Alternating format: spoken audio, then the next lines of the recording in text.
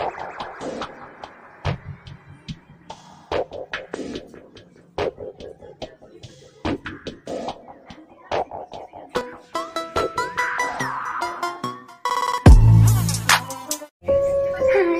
lagi bareng gue di sini dengan channel segala macam video ya.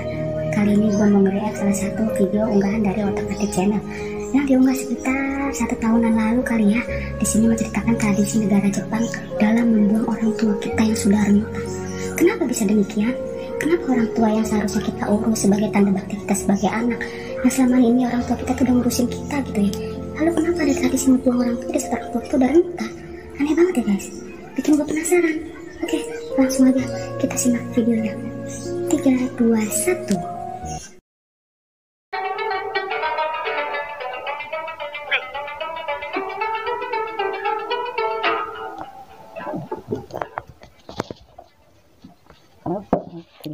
Selamat pagi Sobat Otak Atik.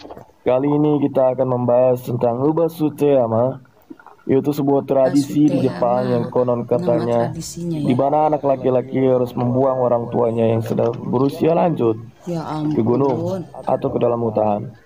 Tapi apakah ini benar-benar terjadi atau hanya mitos belaka? Mari kita simak ceritanya.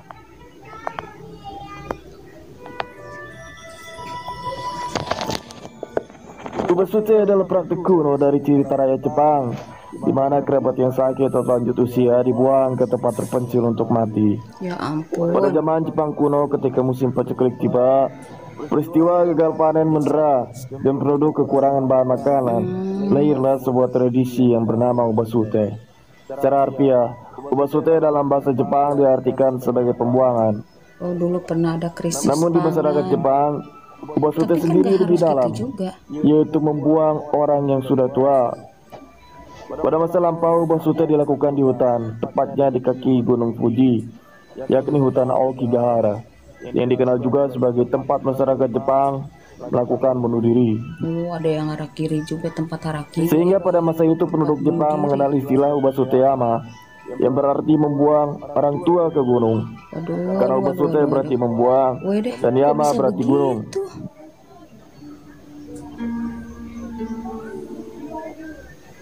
Ada mitos yang mengatakan tentang asal-usul dari Ubasuteyama, yaitu bercerita tentang musim kemarau atau kelaparan yang berlangsung selama bertahun-tahun.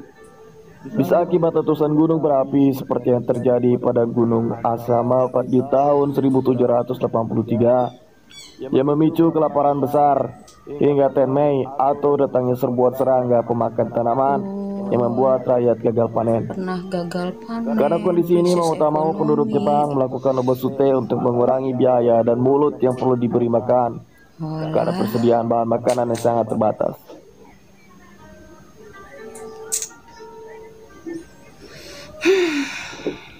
Ubasute kabarnya selalu dilakukan karena keadaan yang sangat sulit dan memaksa.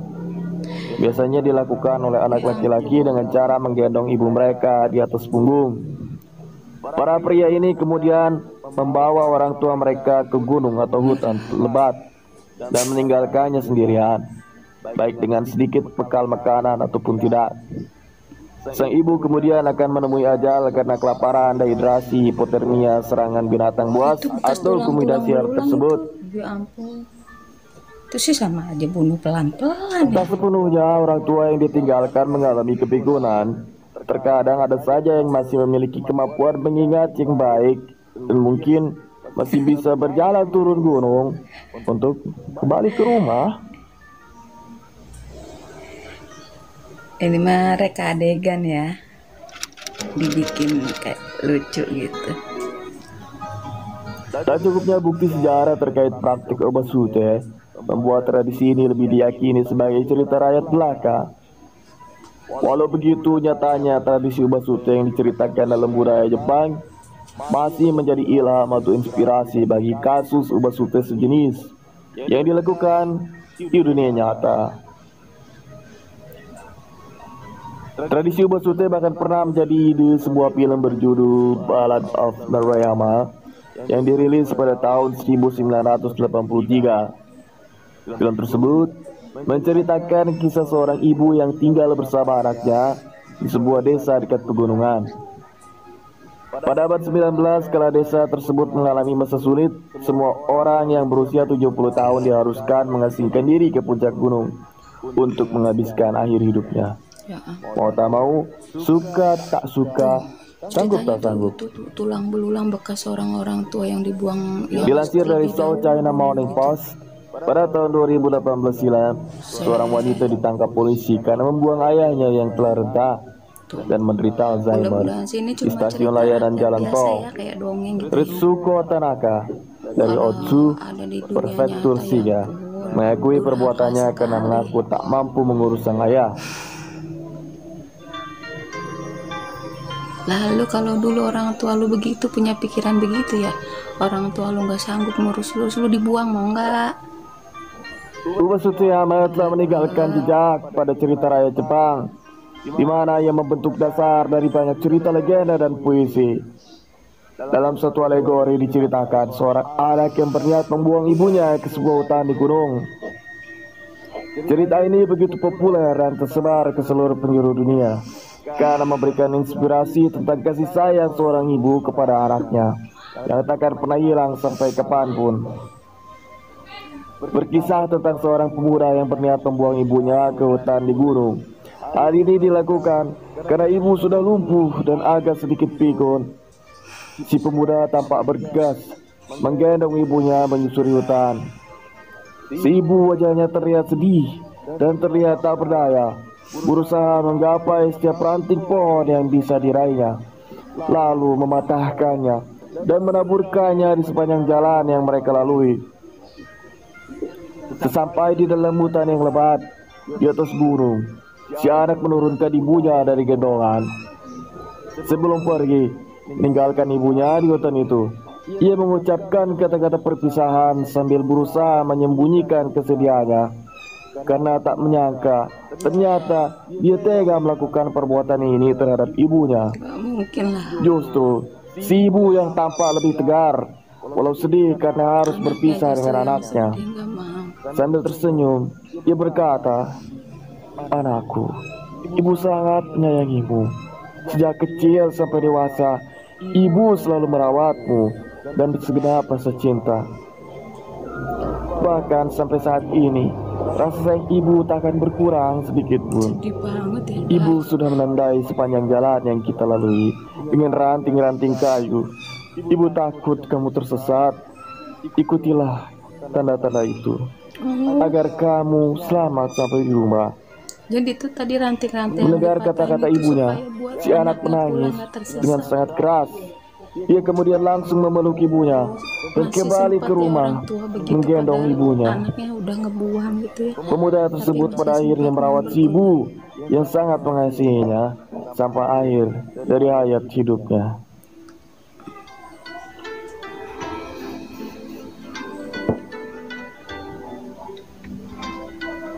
Oh, dia balik lagi. Dari cerita tersebut, kita harus ingat bahwa kasih orang tua tidak akan pernah hilang sampai kapanpun.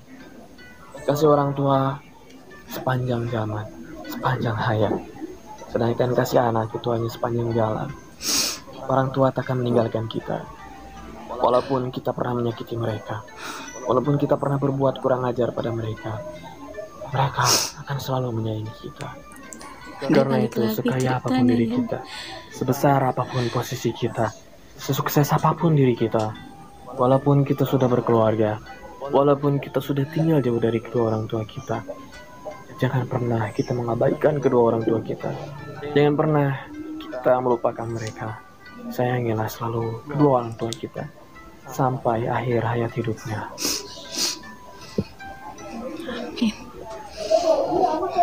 Oke guys, itu ya videonya ya. Tradisi apa gitu yang membuang orang tua kita yang udah renta karena faktor ekonomi. Rasanya kalau secara pribadi gue bener-bener nggak setuju gitu ya, orang tua dibuang hanya karena faktor nggak bisa kasih makan, kekurangan ekonomi, kekurangan pangan. Ya kalau memang mau susah aja, kita bareng-bareng gitu ya, kita kumpul sama-sama, makan gak makan yang penting kumpul gitu ya. Cerita ini sangat menyedihkan buat gue ya guys, dan semoga ini semua adalah dongeng semata gitu.